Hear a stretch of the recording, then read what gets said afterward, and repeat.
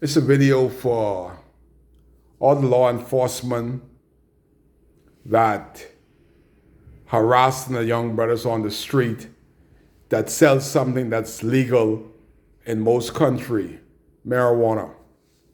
And I can assure you, I've been around drunkards and I've been around smokers. And if they can legalize alcohol that destroys the liver and your mind and your body, marijuana is like a healing drug. I ain't trying none. I'm just talking about what I see. I ain't never been drunk. I ain't never been high. Air is too beautiful to mess it up with alcohol and marijuana. But switching gears here, just think about this. What if somebody is hired by, let's say, the fuel depot, making $200 a week? They're comfortable with their $200 a week because they agreed with their salary before they start to work for the man fuel company, delivering fuel. And all of a sudden, they got a $300,000 home within 1 year, 2 years. Do the math. Well, the boss man gonna start to investigate, and he gonna put his numbers together. Then the police is gonna come in and do their investigation. And surely enough, the man that's making $100, $200 per week that accumulate a house that costs $350,000, he's gonna go to jail.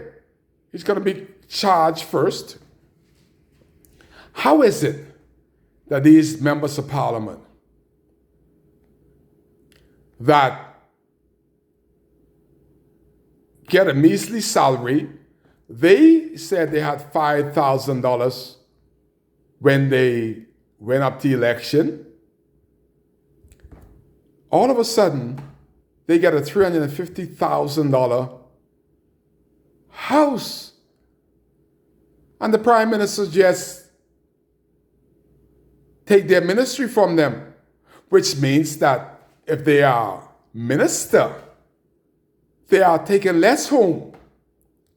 But how come the government doesn't do what this F&M government said that they would do, would hold them accountable?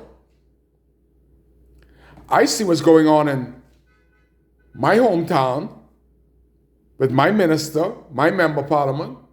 I ain't pointing no fingers. But for 40 years, never owned a piece of property in Great Siston. Never built a home in Great Siston. But in 3 years, I bought a property almost $200,000 and building a house in the value of $200,000 to $300,000. That's $500,000 in less than 3 years.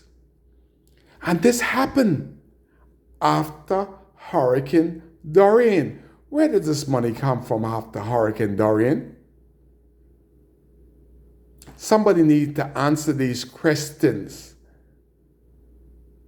I think they must change the name of Member of Parliament, alias Mus Puckett. I want the young fellas in North Abercourt and South Abercourt indeed to understand, how could it be that your Member of Parliament could buy a lot in the range of $200,000 and build a house in the range of $200,000 3 years after being elected, 40 years absent from Abercourt, question must be answered. Is Member of Parliament during this F&M government has been changed to must pocket? Why is the policeman on the street locking up young men for selling $10 joint, $20 maximum if he can get $20, and he's working day and night for that little $10, $20. When my member of parliament and your member of parliament could get a $400,000 property and home in 3 years. Look what they declared. The jury is out. Look what they declared when they became member of parliament. Look at the amount. Don't blame me. They told the truth. Well, add and subtract. It's simple mathematics. Members of parliament must pocket the money that's supposed to become to their constituents. We got it so bad now because that our members of parliament, North and South and Central, have not had a meeting with us after the most horrific, devastating destruction in the history of my 59 years. They dare not even speak to you, while most of their constituents is at floor level, no roof, no property. They are about to move into their vacation home on behalf of the people that has elected them. Kai would have done this as your newly elected member of parliament. Kai would have made sure that my people that are called by my name, that have put me in a position to serve them. See, we have to educate. That's all I'm doing, trying to educate. The member of parliament job is not mean must pocket the monies away from your people. Member of parliament mean that you must serve your people.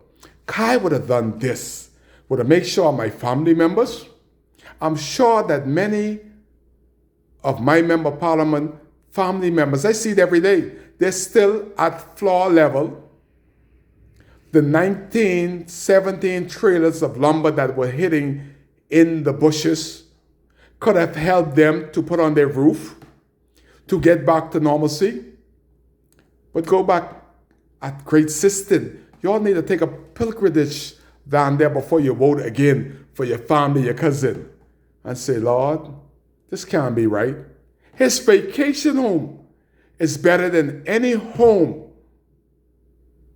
that I would occupy under my present condition of losing everything we've lost.